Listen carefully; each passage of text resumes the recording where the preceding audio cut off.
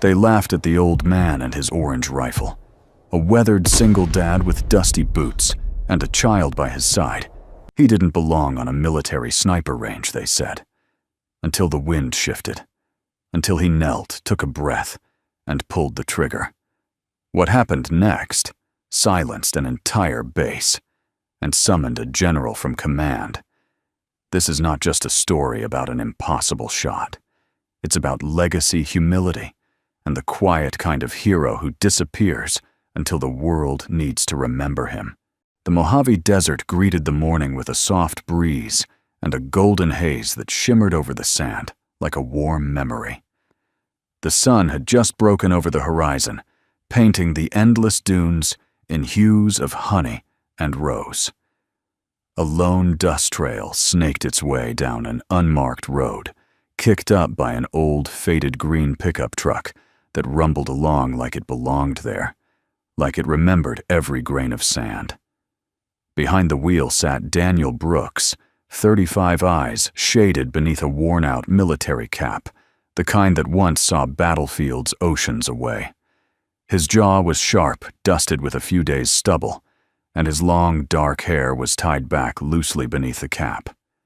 He wore a faded olive-drab jacket, military issue, years old, softened by time and sun.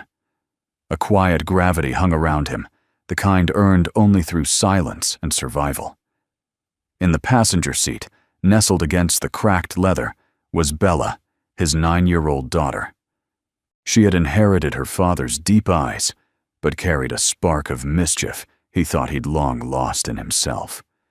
A notebook lay in her lap, open to a page where she'd drawn the outline of a mountain range and a little orange rifle complete with sparkles.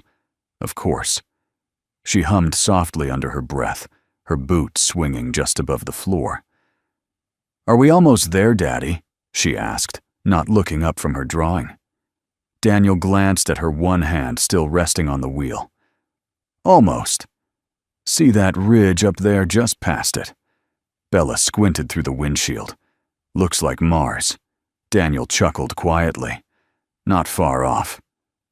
As the truck crested the ridge, the desert opened wide below a massive tactical shooting range, marked by long rows of targets extending thousands of meters. The silence was almost sacred. Daniel slowed the truck and parked near a weathered flagpole where an old sign read, "Authorized use only military range, Alpha 9. He stepped out, boots crunching on gravel, and circled around to lift an oddly shaped rifle case from the truck bed. Bella slid out after him, grabbing a small backpack filled with snacks pencils and a pair of oversized ear protectors. She skipped to his side but stopped short when she saw him unzip the case. There it was, the orange rifle. Bright, burnished, custom-painted. A strange mix of beauty and practicality. Part art, part legend. Its color clashed against the muted earth tones around it. But Daniel handled it like a sacred relic, checking each component with the patience of a man who respected every bolt and groove like old friends. Bella watched quietly, sensing the shift in her father's energy. He wasn't just her dad out here, he was someone else too. Someone older than the desert itself. "You still think it works?" she asked, voice small. Daniel looked at her with the hint of a smile. "We'll find out." They set up at a long wooden bench beneath a partial canopy. Daniel adjusted the bipod, then scanned the distant steel targets glinting faintly in the morning sun. 1 meters, 2 him wind. And somewhere far beyond a newly installed challenge marker at 5 meters. Most never even acknowledged it. Legend, some called it. Vanity, others. But Daniel had seen farther. As he dialed the scope, the hum of voices rose on the wind. To the south, a recon training unit had gathered. Young Marines, probably 20, maybe 25 at most, wearing fresh fatigues, clean boots, swagger in their step. They'd taken over the south end of the range, setting up with high-tech gear and loud commands.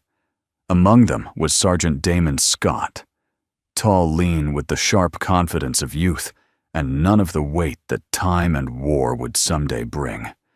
He noticed Daniel and Bella, and more importantly, he noticed the rifle. A laugh burst from his throat. "Hey boys," he called out. "Check it out. We got a Halloween shooter on the north side." Several heads turned. The group burst into laughter. One Marine whistled. Another shouted, "Is that your daughter's paint job?" Grandpa Bella's face fell. Daniel said nothing. He knelt calm as a still lake, gently aligning the scope fingers steady. His back absorbed every cruel word, like stone absorbs rain without reaction. The only movement was his thumb slowly brushing a smudge off the rifle's chamber. The silence around him deepened, like the air itself refused to join in the mockery. Bella tugged on his sleeve. "Dad, are we leaving?" Daniel turned to her, kneeling so they were eye level. He placed a hand on her shoulder. "No, sweetheart. We're just getting started." His voice was soft, but it settled something inside her. Sergeant Scott, still amused, sauntered a bit closer, resting his arms on the boundary fence that loosely separated the range zones. "You know this isn't a playground, right? This area's for precision-grade training. Real gear. Not spray-painted toys." Daniel stood, slowly turned his eyes toward Scott. He didn't glare, didn't scowl, just offered a polite, almost tired smile. "You're right. Precision matters," Daniel said calmly. Scott blinked, slightly thrown off by the confidence. Behind them, another figure stood watching Captain Bruce Sterling. A seasoned marksman and safety officer, he had arrived early to audit the trainees. But when he saw Daniel and that orange rifle, his blood ran cold. His clipboard dropped an inch. That name, that face. He reached for the roster. There it was. Participant Daniel Brooks, civilian ID, guest permit alpha clearance. His hand froze, and then quietly but urgently, Bruce turned and walked away toward his command jeep. Something had just shifted in the wind, and it had nothing to do with the weather. The sun had climbed higher now, casting sharper shadows across the sand and metal at range Alpha 9. The cool of dawn had burned off, leaving behind that dry, penetrating Mojave heat that crept into the bones and made sweat bead under collars. But Daniel Brooks didn't sweat. He lay prone behind the orange rifle, silent as the earth, one eye pressed gently to the scope, the other closed like he was praying. A few yards away, Bella sat cross-legged on a folded blanket, watching her father with quiet reverence. She didn't hum anymore, not after the laughter. The Marine's words still echoed in her ears, but her father's stillness had a way of quieting her own storm. Even when the world mocked him, he didn't flinch. Meanwhile, down at the southern section of the range, the mood couldn't have been more different. Still here, Sergeant Damon Scott scoffed, peering through his binoculars. You'd think a man would take a hint. He lowered the lenses and gestured toward Daniel, then to a few fellow Marines, Lance Corporal Yates, Private Hernandez, and Corporal Miles, all young, eager, and glued to their rifles like status symbols. Expensive scopes, custom suppressors, shiny matte black barrels. Damon's voice rose just loud enough to carry across the sand. "Hey, old man, hope you brought batteries. That Crayola cannon of yours looks like it runs on double A's." Laughter rippled through the group again. Bella looked up, her brow tight. Why are they so mean? Daniel shifted slightly, his hand adjusting the scope's parallax dial with steady fingers. "They're young," he said simply. "And when people are unsure of themselves, they get loud." Bella didn't fully understand, but she understood enough to feel her chest tighten. She hated that they couldn't see what she saw, that they were too blind to realize what kind of man her father was. Damon waved to a nearby safety tech in a yellow vest. "Hey, isn't civilian access supposed to be on the side range? Who let a flea market rifle into military lanes?" The safety tech hesitated, clearly unsure how to answer. "Sir, he's got Alpha clearance." Alpha Damon laughed. "No way. That's got to be a typo. From a distance, Captain Bruce Sterling reappeared, holding a clipboard under one arm and a radio in his hand. He wasn't laughing. He hadn't been laughing since he made the call. Daniel Brooks. The name had haunted a handful of classified files buried beneath years of bureaucratic dust. Files stamped with shadow arrow in bold red type. Missions scrubbed from records. Kill zones that never officially existed. Bruce had read the reports years ago, dismissed them as myth. But now he'd seen the face, the rifle, and his gut told him what the computer just confirmed. This was no mistake. Bruce turned his eyes toward the horizon. In less than an hour, the general would arrive. Until then, he needed the range secure and the loudmouths quieter. He stepped toward the recon unit.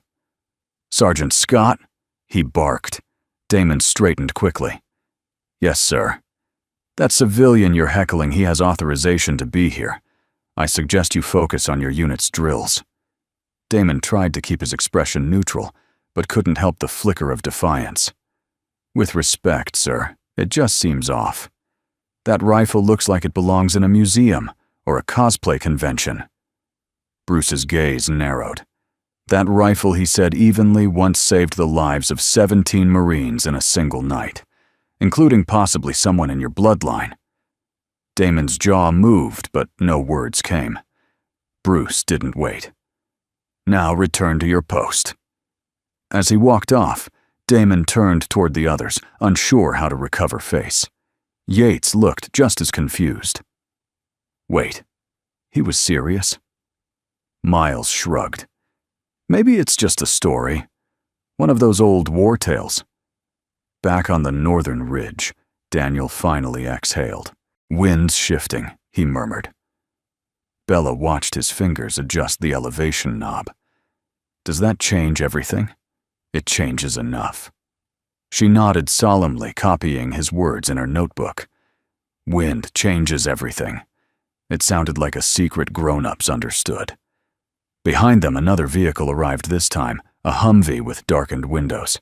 It didn't belong to the recon unit, nor did it carry the routine markings of a support team.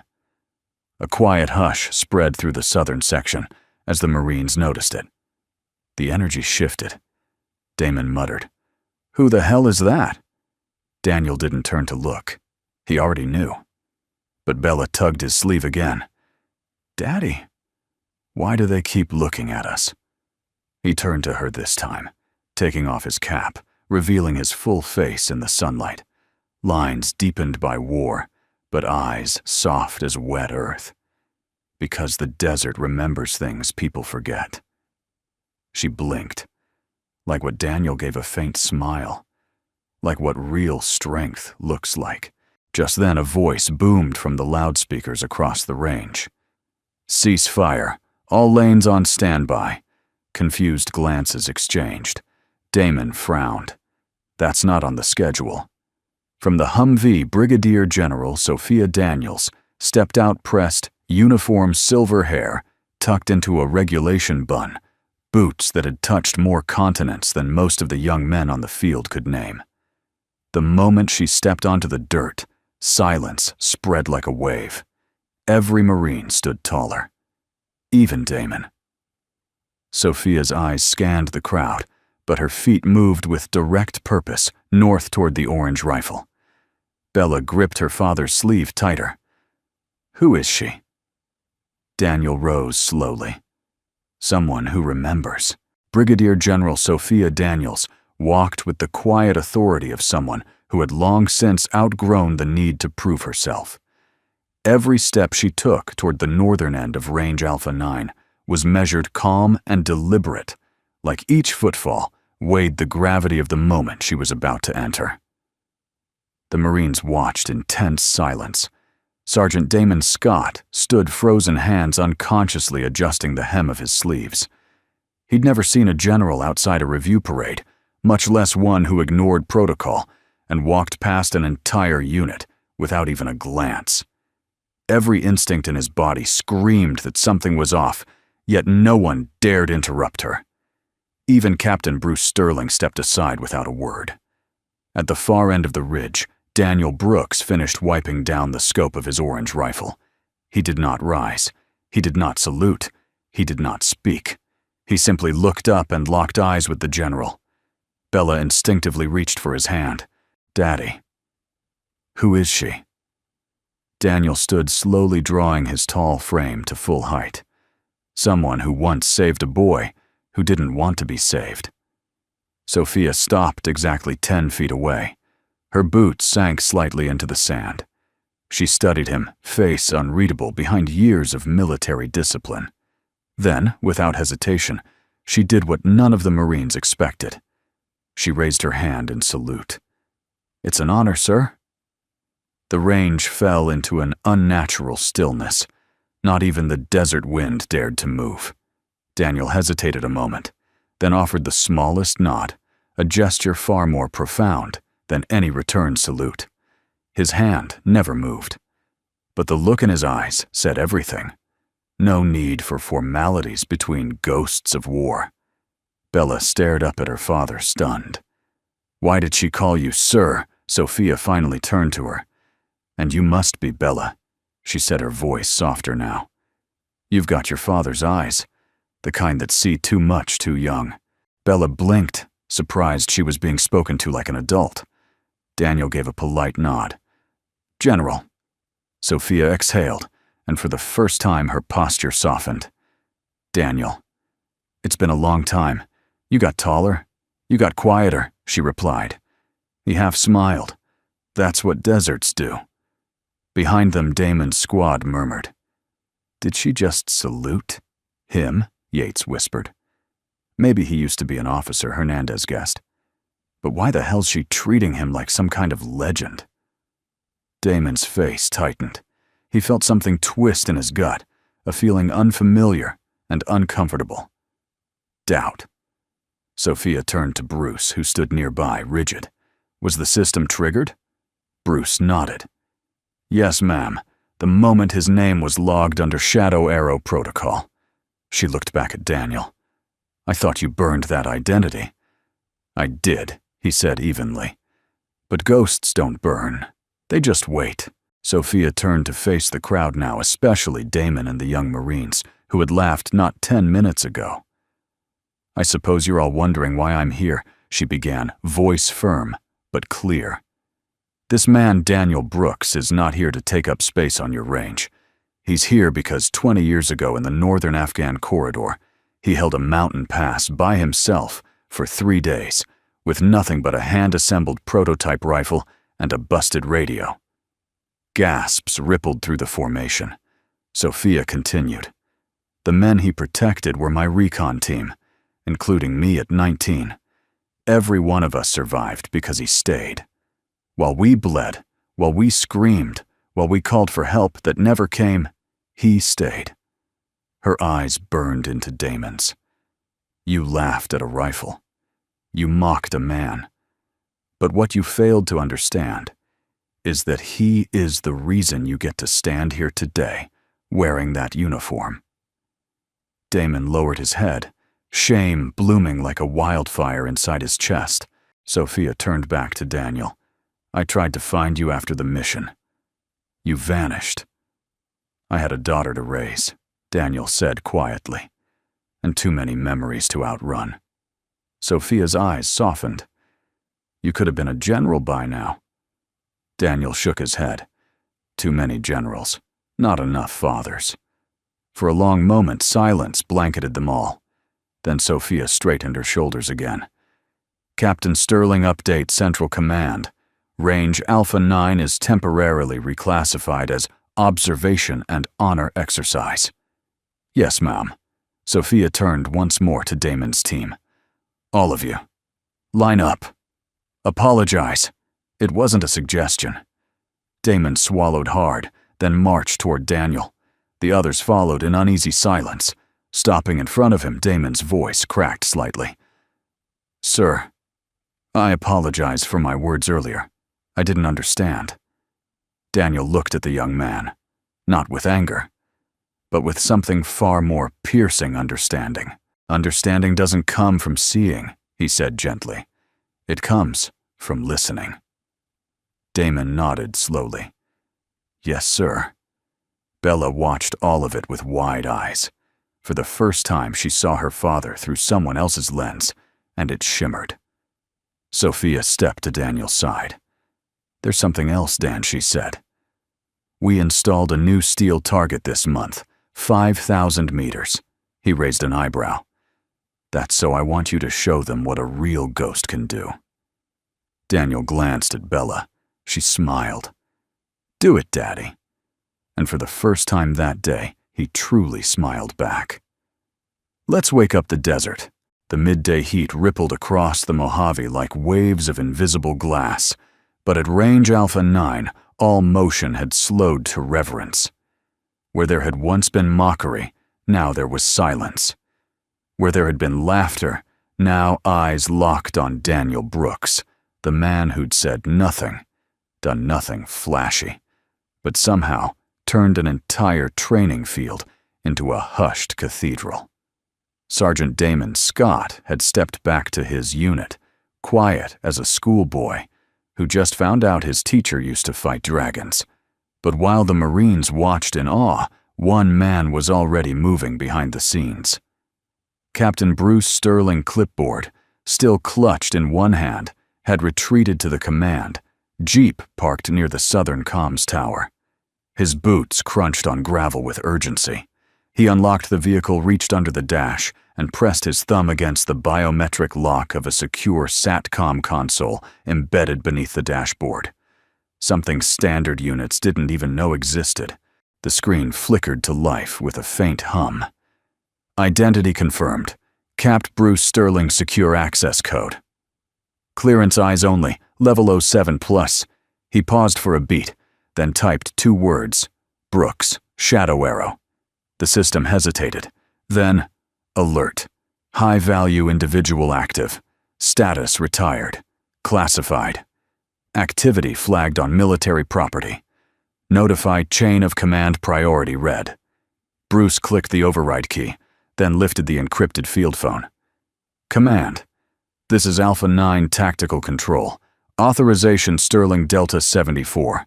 I need a direct line to Central Command Intel Desk. Shadow Arrow protocol has been reactivated. A beat of silence. Then a voice, flat-controlled and not asking questions. Repeat last.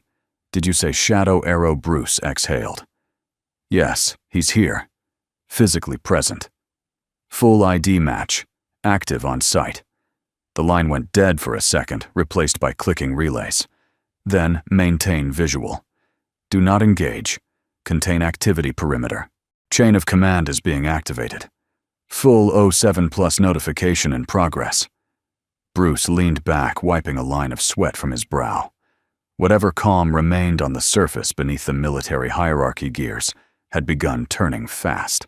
Back on the ridge, Daniel was rechecking the rifle's long-range optics, calm as ever. The younger Marines stood a respectful distance away, now whispering less and watching more. Bella crouched beside her father, handing him a fresh magazine, like she'd been doing it since birth. Sophia Daniels watched all of it with a faraway look. She wasn't just thinking about today. She was thinking about years ago, a dirt ridge in a hostile range outside Jalalabad, where a younger version of herself had crouched behind shattered rock lungs, burning from dust and fear, listening to a voice over comms calmly call out wind adjustments while enemy fighters closed in. She remembered the sound of that orange rifle, one shot every few minutes, each one followed by silence. Then one less red blip on the drone feed. Shadow Arrow, she whispered aloud. Daniel glanced over but said nothing. His hands moved with quiet confidence, the kind that didn't need an audience. Dan, she said, quietly stepping closer. You do realize what reactivating your identity does, don't you? I didn't reactivate anything. You showed up. That's all it takes. Daniel nodded once. I figured someone would make the call. Sophia folded her arms, glancing at Bella. Does she know who you were? Daniel didn't answer immediately. She knows who I am. Sophia almost smiled. Then her radio crackled. Iron Talon Base to Brigadier General Daniels. "Come in." She stepped aside, lifted her comm. "Daniels here." "Ma'am, we've received an emergency 07 activation linked to your site. Command has issued a Level 2 perimeter lockdown. Your orders?" Sophia's face tightened. "Confirm lockdown radius and timestamp. 10-kilometer radius. Lockdown, effective now." Sophia glanced at the outer edge of the desert horizon, where 2 helicopters were already appearing in the distance, silent and fast. She exhaled slowly, then turned to Daniel. "They're not just here to salute you, Dan. They're here because you're technically still listed as a dormant asset. That rifle of yours, that signature, you're waking up ghosts that never wanted daylight." Daniel nodded. "Maybe they need daylight." Sophia's eyes searched his face, unsure whether to be worried or grateful. "Why now?" she asked. Daniel looked down at Bella, who was adjusting the scope dials under his guidance, then back up at Sophia. "Because she needs to see something different. Not just the pain, not just what war takes, but what peace can be when it's earned." Sophia's throat tightened. "You never change, do you? Not the parts that matter."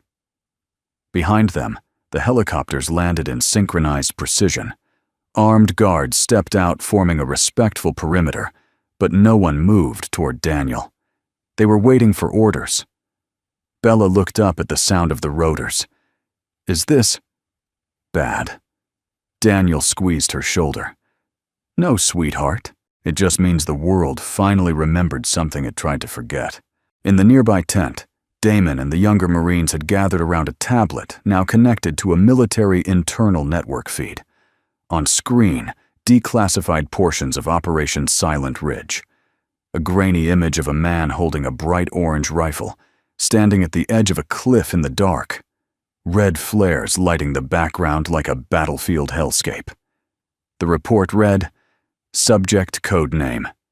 Shadow Arrow successfully neutralized 27 hostiles over 3-day standoff. 0 friendly casualties. Weapon customized long-range bolt-action rifle, civilian modified. Target accuracy verified at 4,700 meters under wind pressure 28 knots. Visual confirmation lost after evac. Status unconfirmed. Presumed MIA. Damon stared at the screen, unable to blink. Miles whispered, "That's him." "No." Damon said, his voice quiet. "That was him then. What we saw today, that's who he still is." For once, no one had a joke, just respect. The desert held a silence that wasn't empty. It was full. Full of memory, of names unspoken, of ghosts that didn't haunt but stood watch. Daniel Brooks lay prone again, the weight of the orange rifle cradled in his arms like a child. His cheek rested against the worn composite cheek plate, his eye centered behind the glass of a scope that had once seen farther than any battlefield should allow. He breathed in through his nose, slowly, out through his mouth, as if sinking his heart with the wind.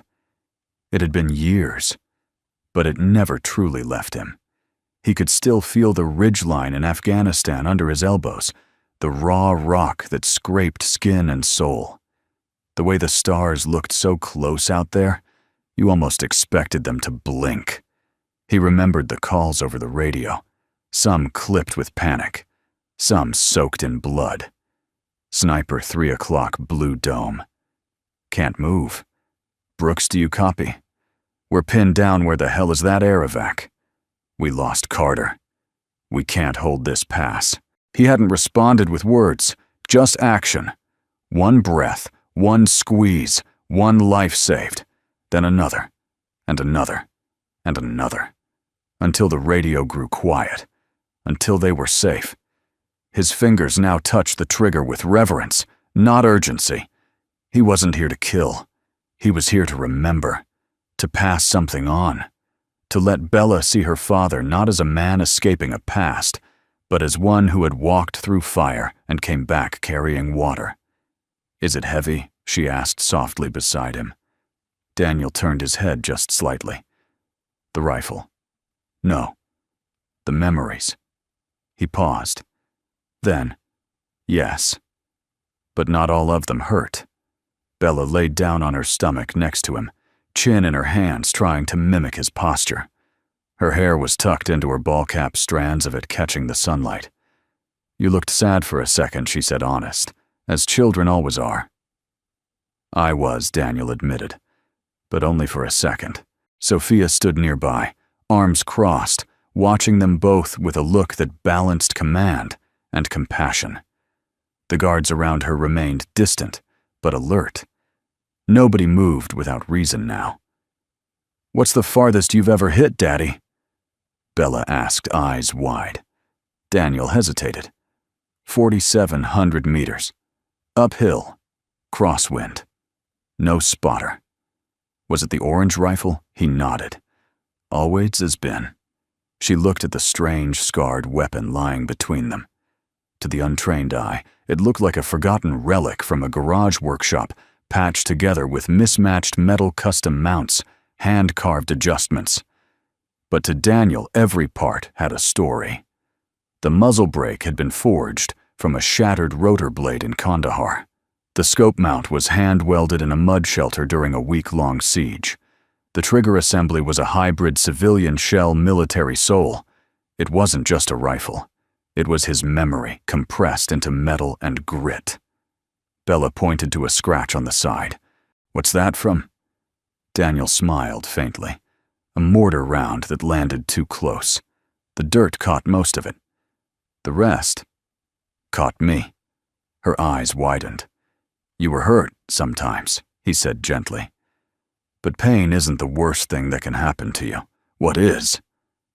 Daniel looked her in the eye, forgetting why you're still here. At the Southern Observation Tent, Damon Scott was still glued to the feed on the tablet. They had replayed portions of the declassified footage 10 times. Each time his gut twisted tighter. Not because he feared Daniel, but because he recognized himself in the arrogance of younger men who thought the world began the day they put on a uniform. He remembered mocking that rifle, mocking that man. And now, that man was teaching his daughter the art of stillness, of patience, of reverence. Miles finally broke the silence. "You think he'd ever teach us?" Damon didn't answer immediately. "Then if he did, we'd have to unlearn everything we think we know." Back on the ridge, Daniel pressed his eye to the scope again. The distant target, a reflective disk, 5,000 meters away, shimmered faintly through the heat waves. Sophia approached quietly. "Daniel." "Ma'am." "I'm not here in command anymore. Just Sophia." He nodded, adjusting the windage. "Why now?" she asked. Why come back after all this time? Daniel didn't answer right away. He let the question hang in the air like scent before rain. Then he said, "I wanted Bella to know that silence doesn't mean weakness, that a man can carry pain and still offer peace." Sophia folded her arms. "You know most people wouldn't have forgiven what those kids said this morning." He looked at her. "I wasn't trying to teach them a lesson." "What were you trying to do?" Daniel's voice dropped to a whisper. "Break the cycle." Sophia nodded slowly. Then, without asking permission, she sat beside Bella on the blanket, lowering her sunglasses. "You know," she said to the girl, "your dad once saved my life." Bella's eyes widened. "He didn't tell me that." Sophia smirked. "He doesn't tell anyone anything unless it's important." Bella turned to her father. "Is it true?" Daniel simply nodded. "Once. A long time ago." Sophia added, "He stayed awake for 73 hours straight. We were cut off, thought we were done. And he stayed anyway. Never missed a shot." Bella's voice was barely above a whisper. "That's a long time to be afraid." Daniel looked at her and said gently, "Courage doesn't mean you're never afraid, sweetheart. It means you do the right thing, even when you are." The words settled over her like shade in the desert. And then, quietly, Bella reached for the orange rifle. Daniel froze. She wasn't grabbing it out of excitement. She was cradling it delicately like something sacred. She ran her small fingers across the scarred metal. Her touch was reverent, almost ceremonial. "Can I hold it?" she asked. Daniel looked at Sophia, then back at his daughter. He nodded. He guided her hands, positioned her arms, aligned her shoulders. "This," he said softly, "is what peace looks like when it's protected." The wind shifted. It was subtle at first, just a different pressure in the air, a hush that wrapped itself around the mountains like a warning. But Daniel Brooks noticed it immediately. He looked up from where Bella was still cradling the orange rifle, her small hands resting against the cool metal like it was part of her. The desert had gone still again. But this time, it wasn't the sacred silence of memory. It was the pause before movement. Then it came. Engines. Not the kind that belonged to jeeps or sand buggies. These were deeper, throatier, tactical, heavy.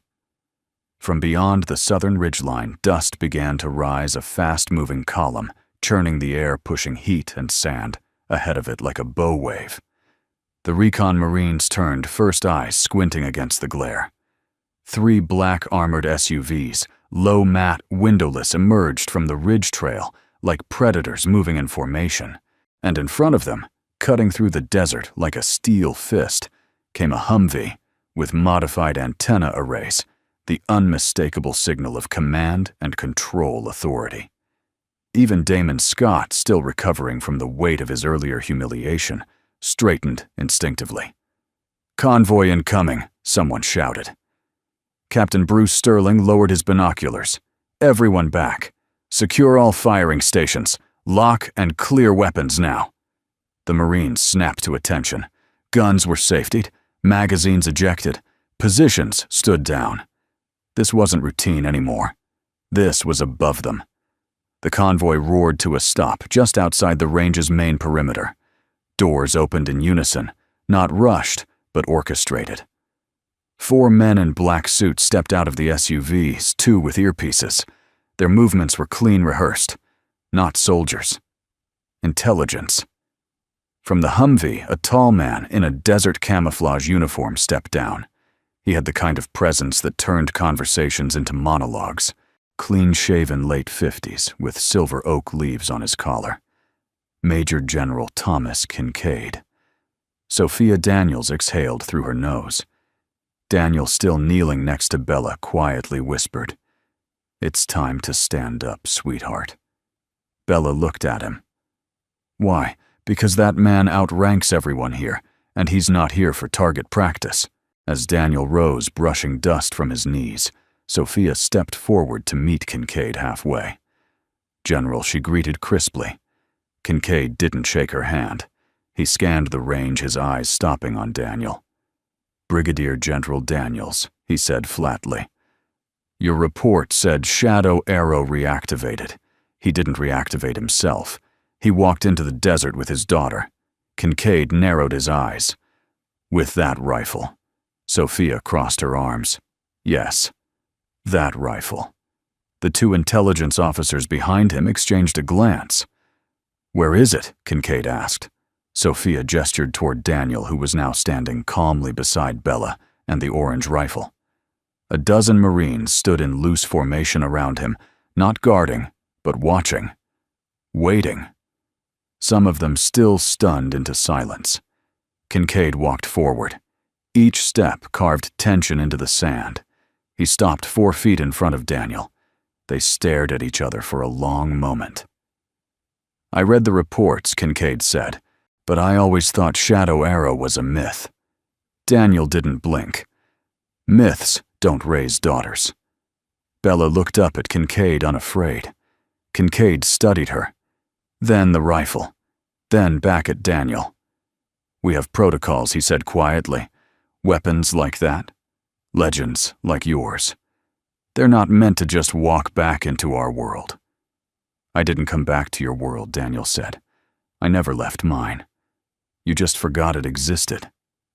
Kincaid's jaw flexed. "The moment you stepped onto this range with that weapon under that name, whether intentional or not, you became visible to people who don't like uncertainty. Daniel's voice was low but clear. Good. Maybe it's time they remember the cost of certainty. Sophia stepped in. Sir, with respect, Daniel Brooks is not a threat. He's an asset. And you'll never find anyone in this country who carries more precision, discipline, and humility in one heartbeat. Kincaid looked at her. That's what makes him dangerous. Daniel gave a quiet smile. I'm not dangerous, General. I'm forgotten. And that's more dangerous than anything. Kincaid stared at him. Then, something cracked. Barely. The corner of his mouth shifted just enough to betray that beneath the layers of protocol he understood, or perhaps remembered something he too had buried. He turned to the officers in black. Stand down. No detainment. No transfer. One of them objected. Sir, protocol requires I said stand down. They obeyed. Kincaid turned back to Daniel. You still got it. Daniel arched a brow. The shot, Kincaid nodded. Daniel glanced at Bella, who was beaming now, standing proudly next to the orange rifle. Let's find out, he said. The range came alive with ordered chaos. Spotting teams reassembled. Cameras activated. Wind gauges rechecked. Daniel stepped up to the firing line body, folding into position, with the grace of a man who no longer had to think about movement. Every part of him fit into place like ritual. Bella knelt beside him again. 5,000 meters, she whispered. Daniel smiled. We'll let the bullet decide. Up at the observation post, Sophia stood next to Kincaid, watching through binoculars. He's not here for revenge, she said. I know, Kincaid replied. He's here to teach. Kincaid nodded.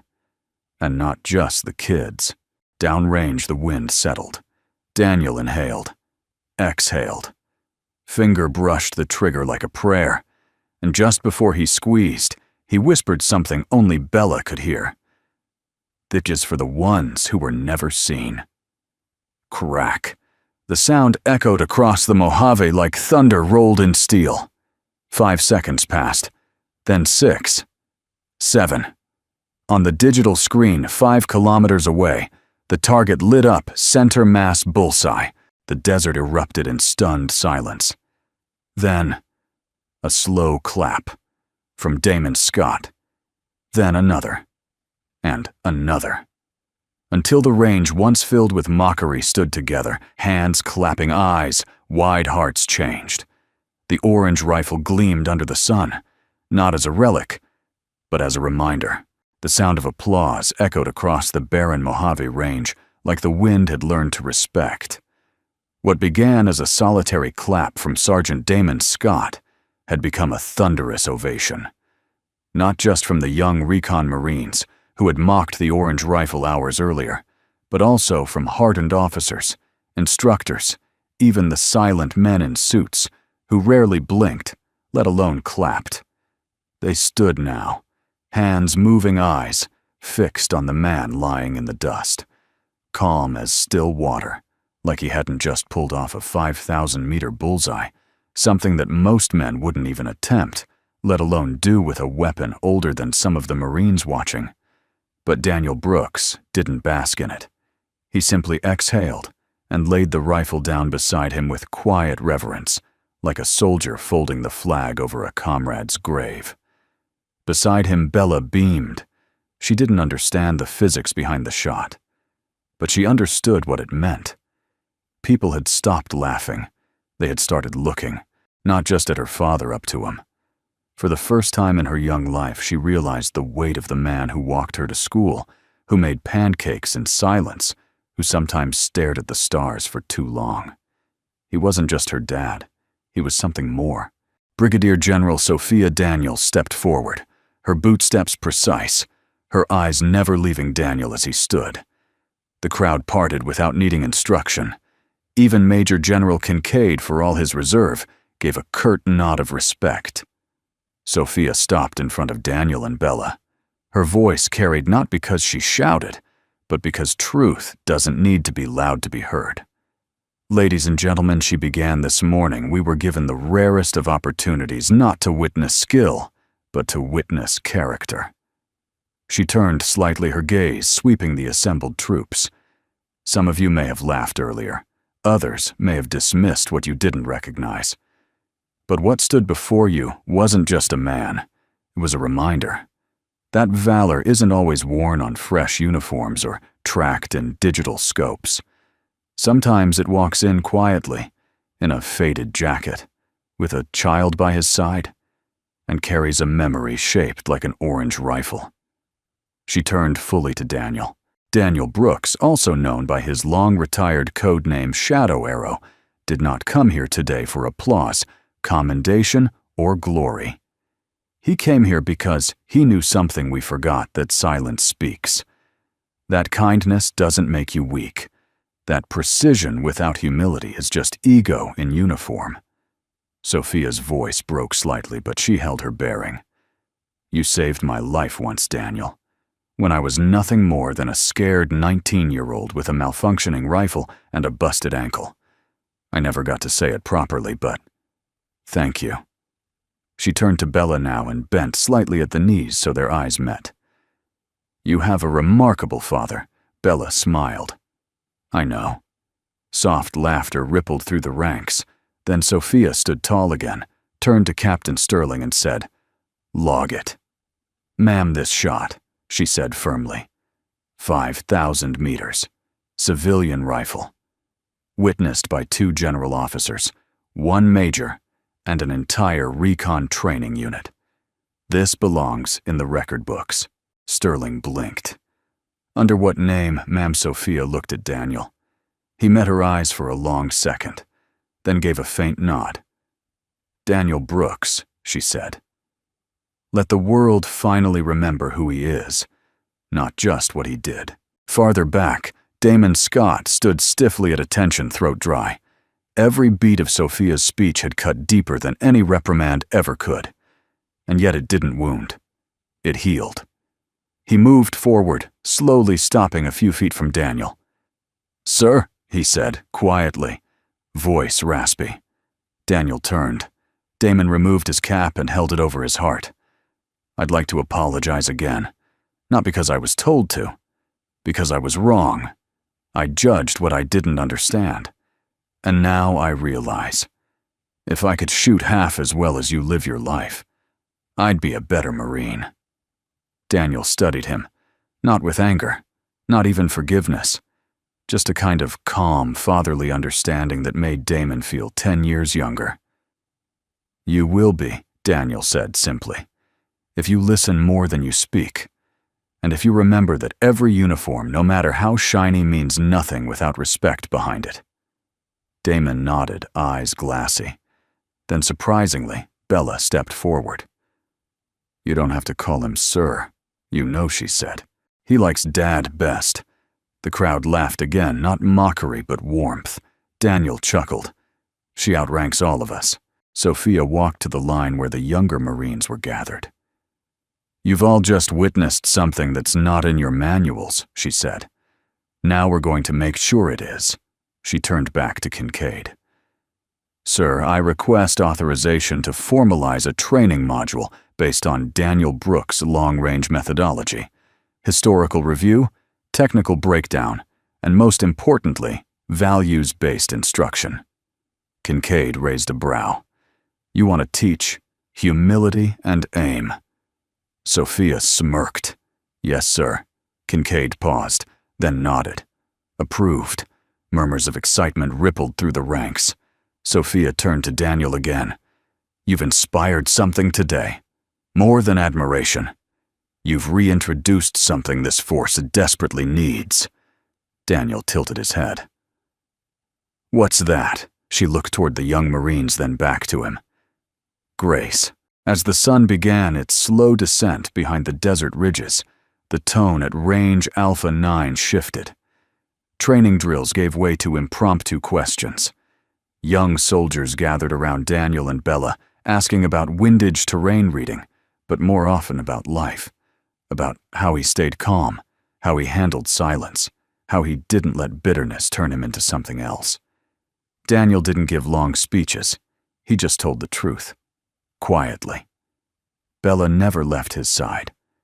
And as the Marines lingered into the evening, asking questions not found in manuals, something shifted in all of them, not just in what they aimed at, but in why.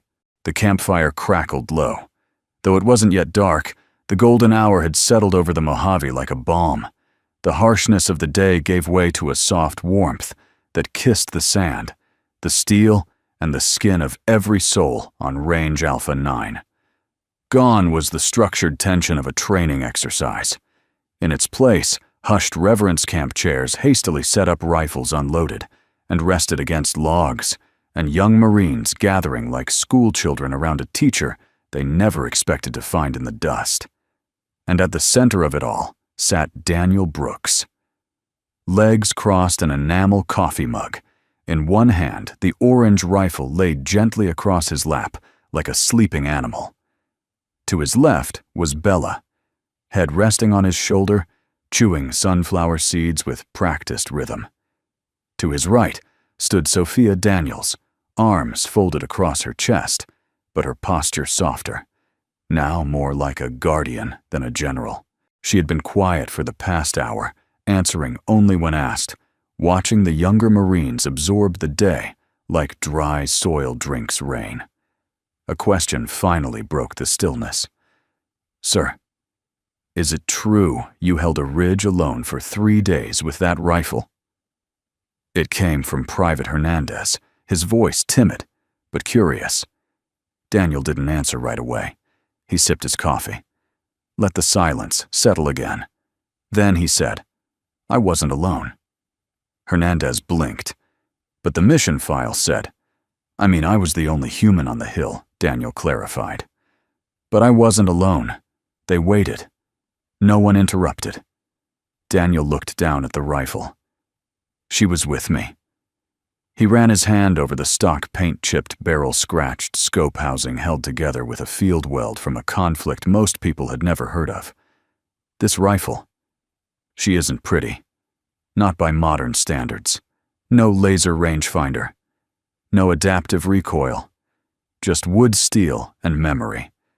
But she's never lied to me. Never failed me." The Marines listened in stunned silence. "It started as a joke," Daniel continued. "Back in country when I first painted her orange, guys called it the traffic cone. Said I'd get spotted by a blind man in a sandstorm. They weren't wrong."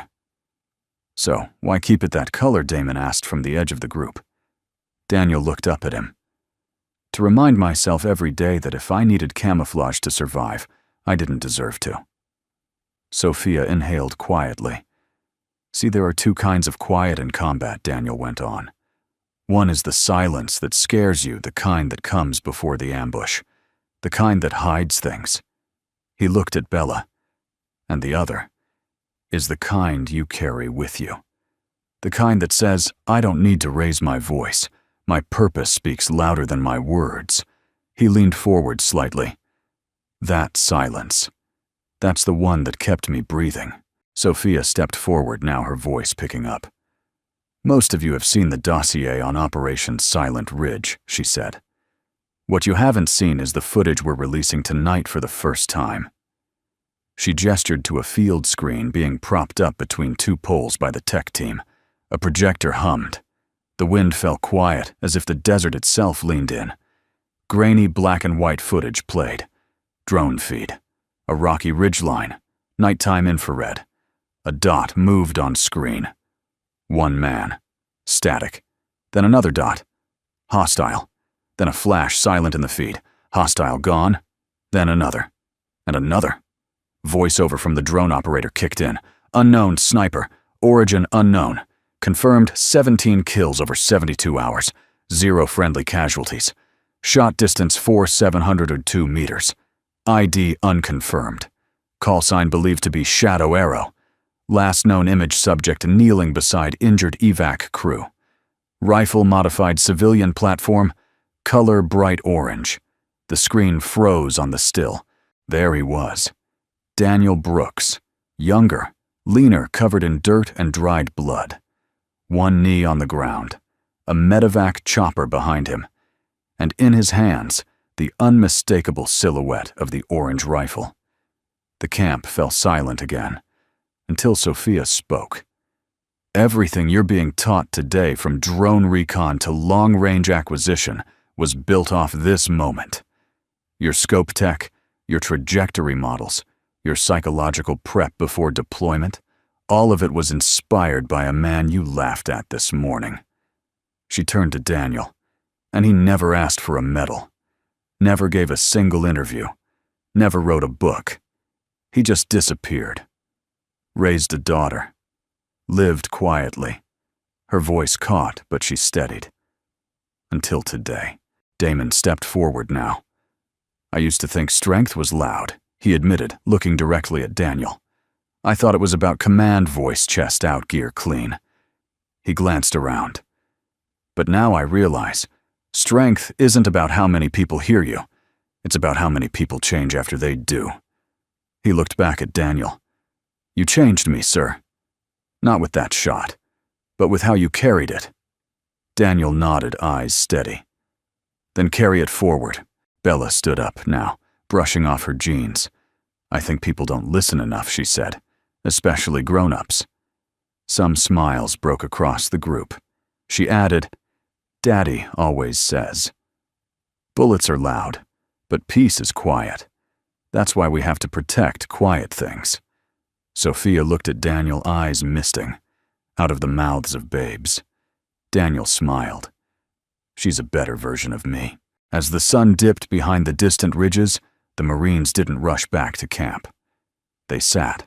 They asked more questions, not about war, but about discipline, about how to endure silence, how to lead without yelling, how to recover from mistakes. And Daniel answered. Not all at once, not always directly, but with the kind of wisdom that's been paid for, not taught. The legend had been revealed, but the truth was even better. Because Daniel Brooks wasn't a ghost, he was a father, a teacher, a man who never needed medals to know his worth.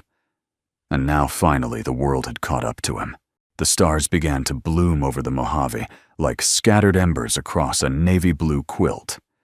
The air had cooled just enough to carry the scent of dry earth and burnt cordite, but it was not the cold that made the young Marines huddle close. It was something else. Stillness, a sacred kind of stillness earned after a long day of unlearning. Daniel Brooks sat on a folding stool just outside the semicircle of tired but alert recon Marines. His silhouette was outlined by the last glow of a dying camp lantern. The orange rifle rested vertically beside him, like a weathered walking stick, an old companion that no longer needed to prove itself. Bella sat nearby, arms wrapped around her knees, head resting gently against his thigh. A quiet buzz of questions had filled the last hour about Afghanistan, about bullet drop, about breath control. But now, something had shifted. This wasn't about shooting anymore. It was about becoming. And the one who finally asked what everyone had been circling around was Damon Scott. Sir, he said, standing respectfully, voice sincere. Can I ask you something a little more personal? Daniel nodded. Of course. Damon cleared his throat. When you left the Marines after everything, why didn't you come back? Why didn't you train others? Speak, write books, command. Why disappear? The group leaned in.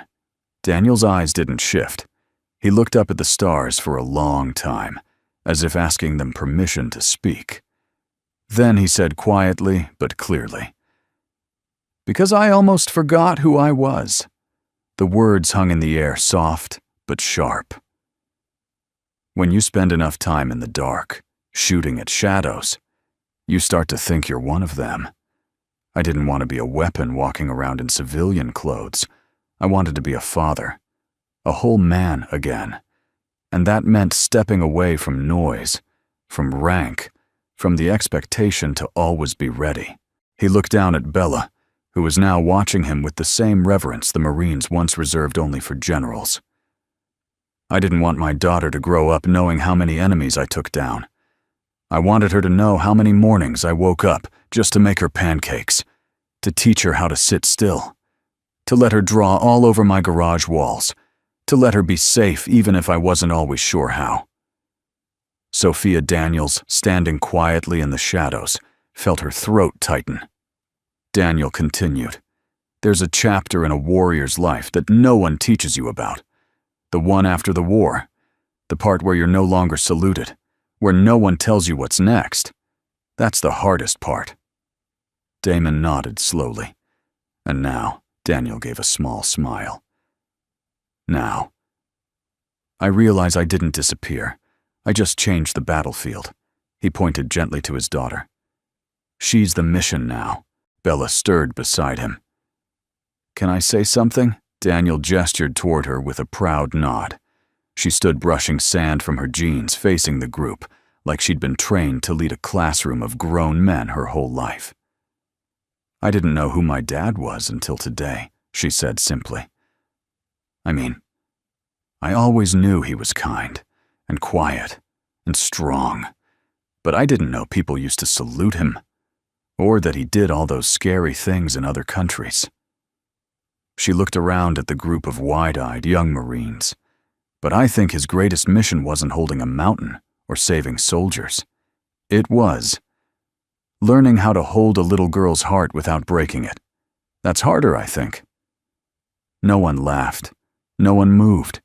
Even Kincaid, still seated near the back, removed his cap and lowered his eyes. Bella added softly, "I think a lot of heroes don't wear medals. They wear invisible things, like patience and love." Daniel reached up and gently squeezed her hand. "You're speaking like someone who's ready to understand more than I ever told you." She smiled. "You taught me without talking." "That's better." Sophia stepped forward, breaking the stillness. "There's something we don't talk about enough," she said, "especially in uniform. We talk about bravery and duty, but not enough about healing, and what it means to come home and still be whole." She turned toward Daniel. "You didn't just show us a shot today. You showed us a way forward, for all of us." Then she turned to the recon Marines. "You will all deploy someday, and you'll come back with different eyes. Some of you may feel broken. Others will carry guilt or silence. But I want you to remember this moment, that you saw a man who carried all of that and still found joy, still raised love, still held his child with steady hands." She pointed to the orange rifle. "That is not just a weapon. It's a legacy. One built not on taking life, but protecting it." There was a long pause.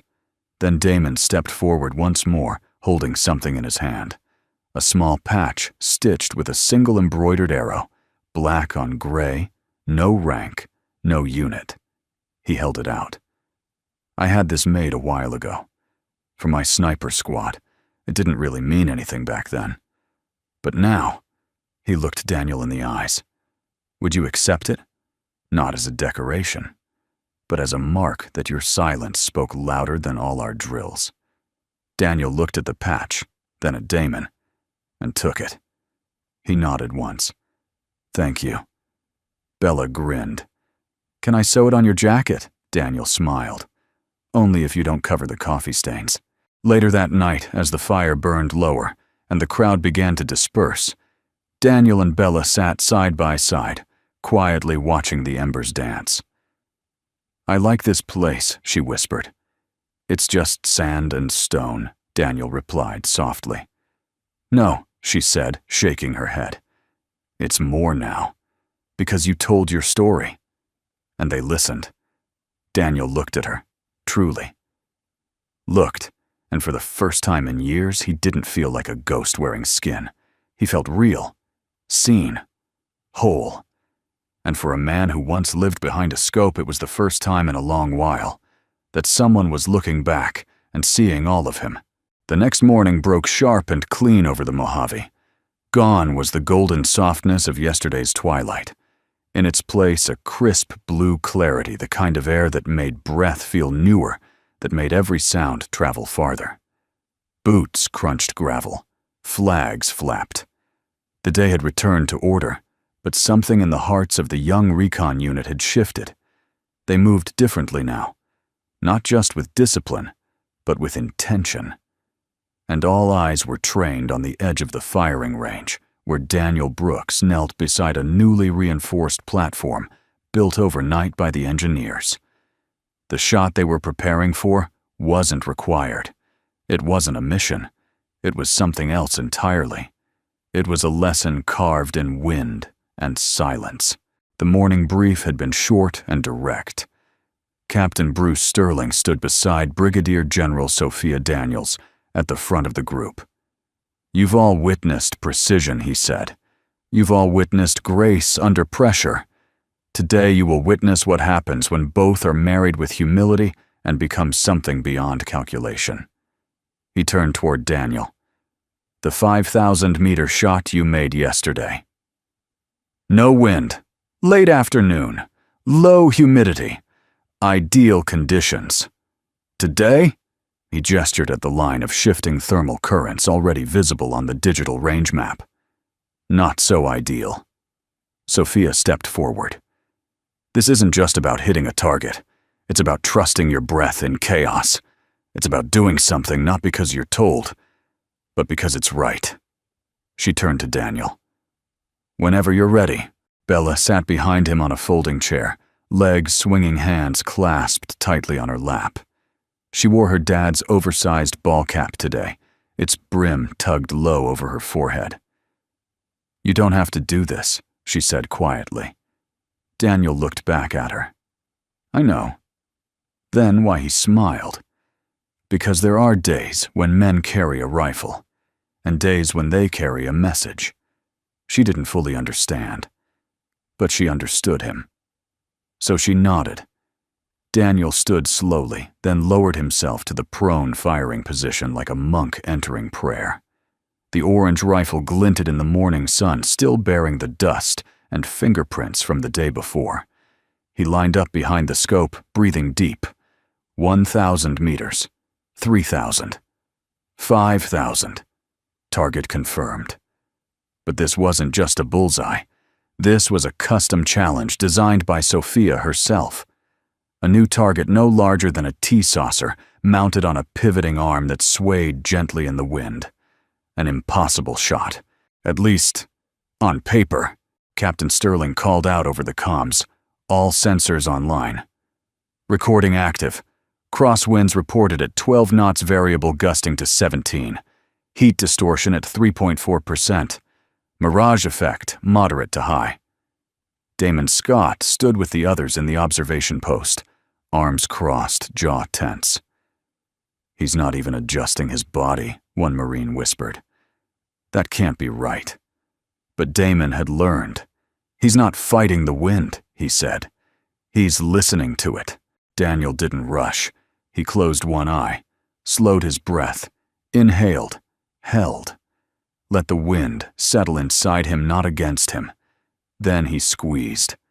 The report of the rifle split the silence, but it was the echo that stunned them, long and pure, like something righteous had just been loosed into the world.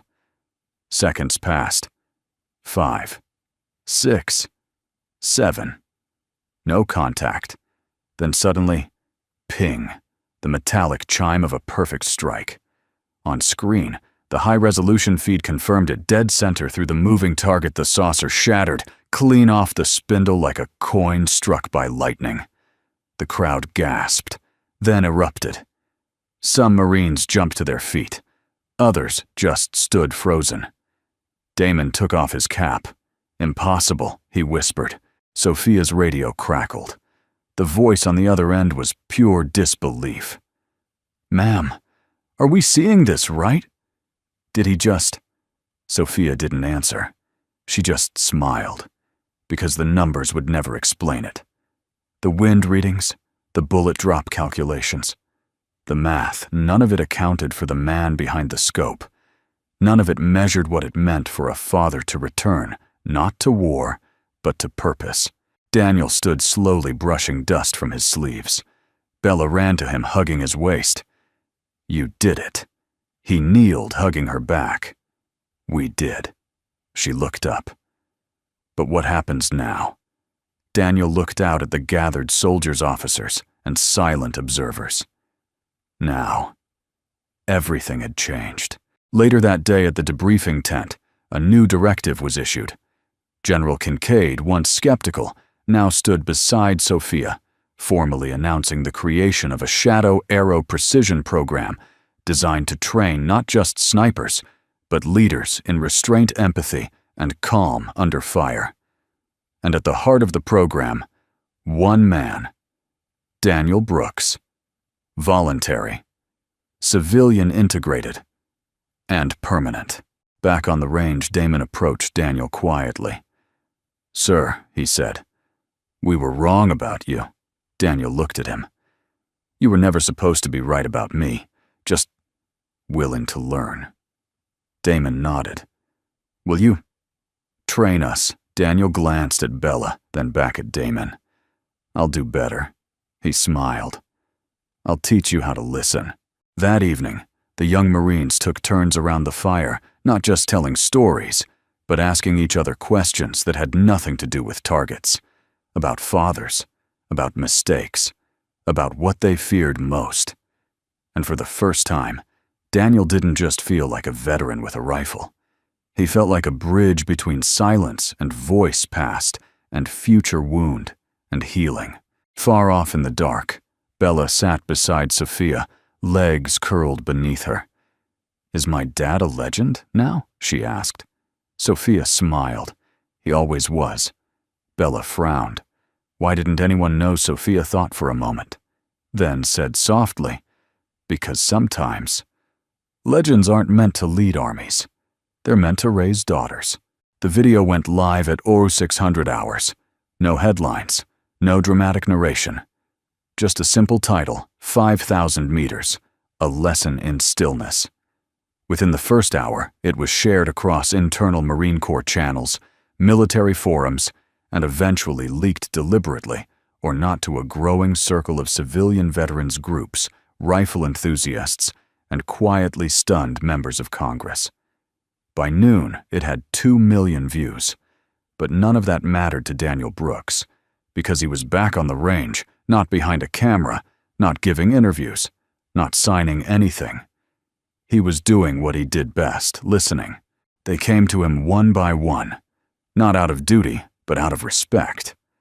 Private Hernandez was the first.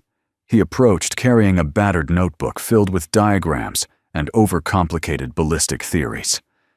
"I've been chasing precision," he confessed, "but I never understood the pause before the shot. You made me realize stillness isn't what comes before the shot, it is the shot." Daniel nodded and offered a quiet correction. Stillness isn't absence of movement. It's when your intention becomes louder than your fear. Hernandez scribbled it down like scripture. Then came Corporal Miles, a heavy-set rifleman, who rarely spoke, now carrying an old photo creased and sun-bleached of his grandfather, a Vietnam vet. "Sir, he used to talk about a sniper who didn't miss and never talked. Thought it was just a story." He handed Daniel the photo. It was black and white. In the background, a man on a ridge, rifle painted bright orange. Daniel stared at it for a long moment. "Your grandfather's name?" he asked. "Clyde Miles, 2nd Battalion Echo Company." Daniel smiled faintly. "He taught me how to read wind off treetops. I owe him everything." The photo shook slightly in Miles's hand. "Thank you, sir." "No," Daniel said. "Thank him. You carry him forward." The requests began flooding in that afternoon, not from generals, not from politicians, but from high schools, veterans centers, small-town shooting ranges. They didn't want a legend. They wanted the man. They wanted Daniel to speak not about war, but about what comes after. About fatherhood, about humility, about how to breathe again when the silence becomes too heavy. Sophia Daniels walked into the mobile command tent with a handful of folders tucked under one arm and her usual clipped confidence. Dan, you're being requested at 5 bases, 7 high schools, and a tech conference. Apparently, your bullet trajectory is inspiring physicists now. Daniel chuckled. God help them. They're not asking for your signature. They're asking for your presence. He looked up from where Bella sat at his feet, sketching a cartoon version of him with exaggerated muscles and a ridiculous orange rifle that shot stars. She's got the storytelling gift, he said. Sophia smiled. Runs in the family. Then she grew quiet. You've started something, Dan. A ripple. And ripples don't stop once they hit water. He stood brushing dust from his knees. I'm not looking to be famous. You're not, she said. You're looking to be useful. And right now, the country needs a new kind of hero. Outside, Damon Scott was directing a new training exercise with a different tone in his voice. Less bark, more clarity. He no longer needed to prove anything. Not after he saw what grace under fire truly looked like. He spotted Daniel walking by and jogged over. Sir, Dan? Daniel raised an eyebrow. Damon grinned. I'm trying to break the habit. You'll get there. I was thinking, Damon said, maybe we name the new long-range challenge course after you. Daniel shook his head. Name it after the ones who never came home. I've had enough attention to last a lifetime. Damon nodded, then hesitated. But if I could ask for one thing. Daniel waited. A name for our unit motto. Something that reminds us of what this place taught us. Daniel thought for a moment, then looked toward Bella. Stillness before impact. Damon's eyes lit up. That's perfect, Daniel added. Make sure they understand it's not about the bullet. It's about the man behind it, Damon said. I get that now. That evening, a formal ceremony was held, not with brass bands or flashing cameras, but with dusty boots, field coffee, and weathered hands. Sophia presented Daniel with a small box. He opened it to reveal a medallion etched with the emblem of the Corps, and beneath it the words, Valor in Silence. Legacy in Stillness. Presented to Daniel Brooks, Shadow Arrow. Daniel stared at it for a long time, then closed the box and handed it to Bella. This is yours, he said. But I didn't do anything. Yes, you did, he replied. You gave me a reason to come back. Bella clutched the box to her chest. I'll keep it safe. I know you will. That night, as the fire pit flickered low again, the men didn't ask for stories. They didn't ask for tactics. They just asked Daniel to stay a little longer. And he did. He told them about the time he almost quit the Marines, but didn't, because an old sergeant handed him a thermos and said, quitting doesn't make it quieter. He told them about the letters he never sent, the brothers he still looked for in crowds, and how for years he thought raising a daughter meant staying invisible. Now he knew better. Now Bella had made him seen again.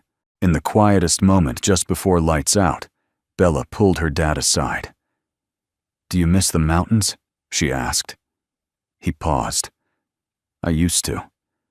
But I think the reason I loved them was because they made me feel small, helped me remember the world's bigger than one man's pain. She tilted her head. And now he looked at her.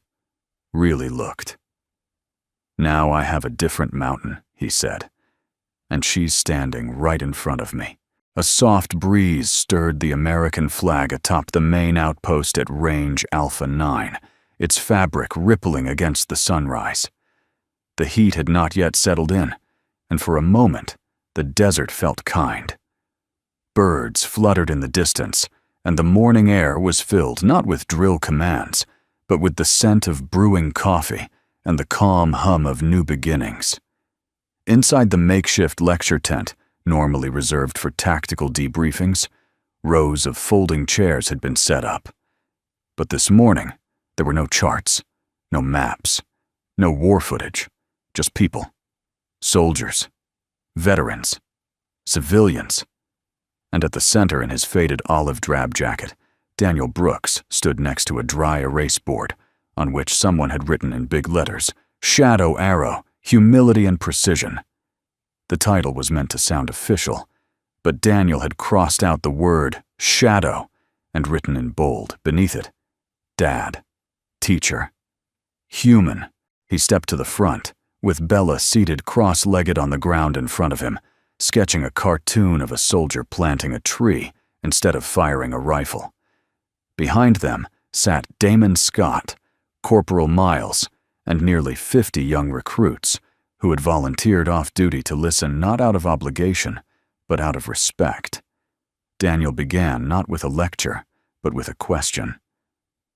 "What's the quietest thing you've ever heard?" A few chuckled nervously.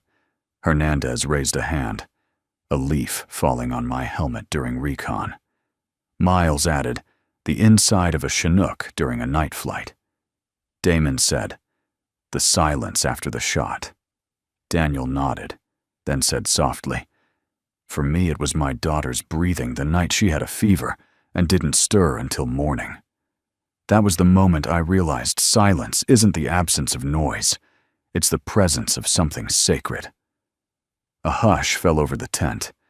You're being trained to make split-second decisions to hold lines, breach doors, clear rooms, but there's one skill they don't teach well enough how to live when it's over. He looked up steady. How to come home. After the session, Sophia Daniels found him leaning against a post outside the tent, coffee in hand, watching Bella chase a desert lizard with gentle curiosity. "You've got them wrapped around your finger," she said with a grin. Daniel sipped. "Not me. Just the truth. That always wraps tighter." She laughed quietly, then turned serious. "I've been thinking." "That's dangerous," he teased. She ignored him.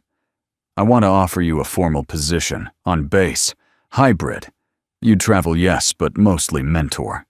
Develop the program, expand it into civilian partnerships. Teach others how to cross that bridge from warrior to whole." Daniel didn't answer right away. Sophia studied him. "You're not afraid of the work. You're afraid of being seen too much, aren't you?" He turned to her. "I spent years trying to disappear, so my daughter would grow up with peace. I don't want her to carry the weight of who I used to be." "She won't," Sophia said gently, "because she sees who you are now, and that man is worth showing the world." There was a long pause between them. Then he asked, "Would I be working for you?" "No," she replied with a smile. "With me." Daniel chuckled. "That sounds like trouble. I'm counting on it." Later that day, in a shaded courtyard behind the officers' quarters, Daniel found himself sitting on a bench next to General Kincaid, both sipping lemon water in an uneasy truce of mutual respect. Kincaid broke the silence. "My father served in Korea," he said. "Came home quiet. Never said a word about the war until he was dying. One day he looked at me and said, 'Don't let them turn you into a uniform.'" Daniel nodded. "That's why I left," he said. "When I couldn't tell where I ended, and the uniform began." Kincaid leaned forward, elbows on his knees. "You made me remember something important this week. That medals aren't the legacy. People are. The ones we teach, the ones we raise." He looked over at Bella, who was now handing out hand-drawn cartoons to young recruits like they were currency. "That little girl will build more bridges than any speech I give." Daniel smiled. "She already has." That evening, as the sky turned to molten gold, again, a ceremony unfolded on the ridge, simple, unannounced, unfilmed. At the edge of the cliff where Daniel had first taken his legendary shot, a plaque was quietly installed. "In honor of those who speak through silence. Shadow Arrow Range, dedicated to Daniel Brooks, teacher, father, patriot." It was Damon who carried the plaque up the hill. Miles brought the bolts. Bella brought the screwdriver. And Daniel, he brought nothing. Just himself. He stood there while the young men affixed the symbol into the stone, his daughter resting her hand on the small of his back. "I think I like bridges better than rifles," Bella said. Daniel looked at her. "Me too." She tilted her head. "Do you think I'll ever shoot like you?" He knelt beside her. "No," he said gently. "I hope you'll never have to. But if you do, just remember, it's not the shot that defines you. It's the stillness that comes before." Bella leaned her head against his chest. "Stillness is your superpower." Daniel laughed softly. "Maybe it's ours now." That night, back in their cabin, Bella crawled into bed early.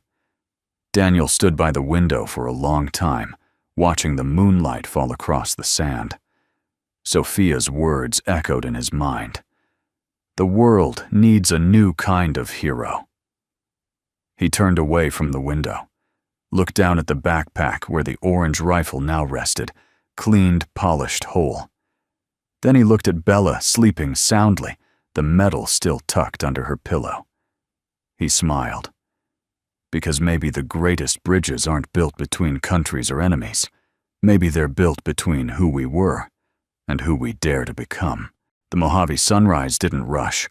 It unfolded slowly, as if savoring its return, soft rays spilling over the ridge, brushing the sand in golden strokes. The wind carried a hush across Range Alpha 9, not out of reverence for any uniform, but for something deeper. A new beginning. On a high slope overlooking the firing lanes, Daniel Brooks stood beside his daughter, hand resting gently on her shoulder. They faced east, toward the edge of everything. Bella wore her father's old green jacket, the sleeves rolled twice over. On her chest, just below the collar, was the shadow arrow patch, a symbol once secret, now transformed. She tugged it proudly. "Do you think I'll get to tell this story when I'm older?" Daniel smiled. "You already are." He bent slightly and pointed toward the growing sun cresting the horizon.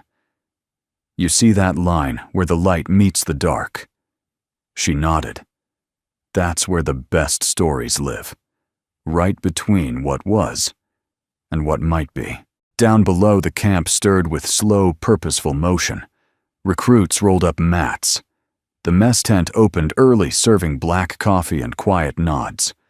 Officers walked the perimeter, not as watchdogs, but as shepherds of a different kind of order. A convoy waited on standby, not for evacuation, for transition. Daniel had accepted Sophia's proposal on one condition: the program would remain rooted in humanity, before tactics, character, before protocol. They would teach ballistics, yes, but wrapped in something deeper. Stillness, grace, respect, recovery. And it wouldn't just be for Marines. It would be open to veterans, to educators, to teenagers lost in the noise of a world that taught them to shout before they learned to breathe. Later that morning, a modest stage was set up outside the main hangar. Nothing fancy. No brass band. Just a single microphone, a few chairs, and a wooden podium draped in a simple American flag. Sophia Daniels took the mic first. She wore her dress uniform, but her voice was warm, not rigid. "Today we mark the beginning of something new," she said. "A program that doesn't celebrate war, but teaches how to carry what war leaves behind, and how to transform it into something that heals." She turned toward Daniel. None of this would exist without the courage of one man. Not for what he did in combat, but for the choice he made after. To come back. To forgive our ignorance, and to quietly offer the best of what he carried. A standing ovation erupted, sharp, real, and not rehearsed. Daniel stood quietly, nodded once, then walked to the microphone. He didn't bring notes, just himself. "I've spent most of my life trying to disappear," he began, "because I thought that was the only way to keep the people I loved safe." He looked at Bella in the front row. "But my daughter taught me something. That being present fully is the bravest thing a person can do, even when you're carrying pain, even when you're unsure, especially then." He paused. Some people think silence is weakness, that it means you have nothing to say. But sometimes silence is the only place strong enough to hold the truth. He rested his hand on the podium. If I have one hope for this program, it's not that you learn how to shoot straighter. It's that you learn how to live straighter, with clarity, with humility, with love. He stepped back. No fanfare. But in that silence, something shifted, not just in the room, but in the hearts of those listening. Because the quiet had finally become louder than the noise. After the ceremony, Daniel and Bella returned to the top of the ridge one last time. Sophia joined them with 2 small wooden signs in hand. One read, "Shadow Arrow Range, precision guided by purpose." The other, "Brooks Bridge, for every veteran walking back to wholeness." She planted the second one near a narrow footpath leading from the edge of the range into a quiet grove of Joshua trees where the new healing annex would be built. There, veterans would receive mentorship support and learn to tell their own stories before the silence became too heavy to carry alone. Daniel touched the sign gently. "It's not really a bridge," he said. Sophia smiled. "It is now." As they walked back down the hill, Bella tugged at her dad's sleeve.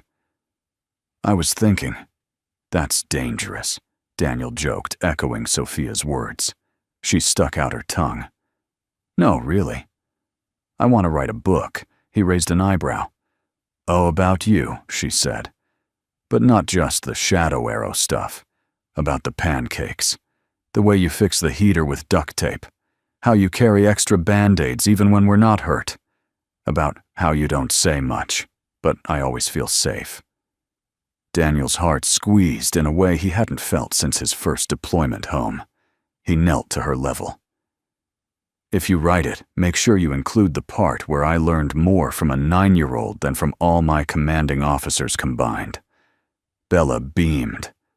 "Deal." That evening, as the sun melted into the hills for the final time that week, the Brooks cabin was packed up. They weren't leaving for good, just starting the next chapter. The program was already scheduled to begin next quarter. Daniel would teach a 5-week rotation. Sophia would oversee operations. And Bella, she would be the official junior assistant armed with crayons, opinions, and more wisdom than her age should allow. Before they departed, Damon Scott stopped them at the gate. He offered Daniel a folded envelope. Inside, a single sheet. A handwritten mission code. At the bottom, retired asset reactivation proposal. Denied. Daniel looked up. Damon grinned. "I told them we already had you in the right position. Teaching, not fighting." Daniel clapped a hand on the young man's shoulder. "You're going to make a fine leader." Damon nodded. "Only because I finally started listening." The engine of the old pickup truck rumbled to life. Bella climbed in and rolled down the window, waving wildly at the group of Marines who stood outside, saluting her with grins and mock formality. "See you next time, Private Brooks," someone shouted. Daniel leaned out the driver's side. She prefers commander now. Laughter. Salutes. And then dust. The truck pulled away down the long desert road, sunlight streaking through the windshield. Bella leaned her head on her father's shoulder.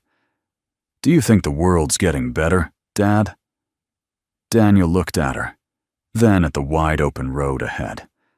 "I think it already did. We'd love to hear from you." Where in the world are you watching from? Share your thoughts in the comments. We read every one of them, and your stories matter to us. If this story moved, inspired you, or simply gave you a moment of quiet reflection, please consider subscribing to the channel. There are many more heartfelt stories coming your way, and we'd be honored to have you with us on this journey. Thank you so much for spending your time with us today. We hope this story reminded you, just as it reminded us, that sometimes the quietest voices leave the deepest echoes.